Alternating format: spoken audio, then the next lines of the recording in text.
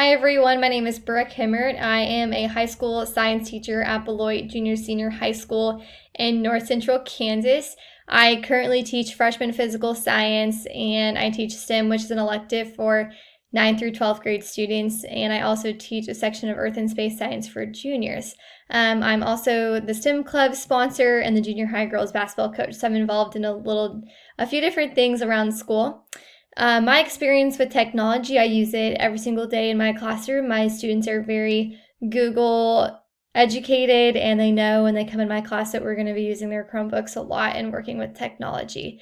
Through STEM, I also have had the chance to utilize a lot of different technology. We have a lot of 3D printers and we have some 3D computers, so we have a lot of fun technology with that. When I started my program through Fort Hays, I really just wanted to take technology deeper and have a better understanding of how to best practice it in the classroom and not just use technology to say that I use technology, but really to think deeper about why I'm doing the things that I'm doing.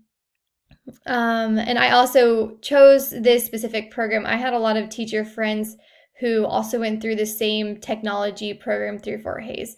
And so they really encouraged me that it was a great program to go through, and they offered me a lot of advice throughout it. My biggest challenge in my current role, I think, is being selective with tools that I'm using, not overwhelming myself with so much technology and lesson opportunities that are out there.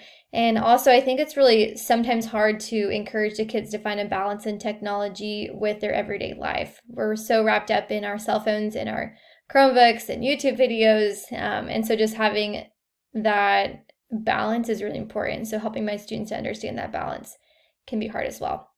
My future plans, just to continue deeper in my teaching and learning as an educator. I just recently got engaged, so I'm not really sure where I will be teaching coming up, but I am excited for what's to come, and I love education and looking forward to it. It's great to have y'all in class. Best of luck with your practicum class.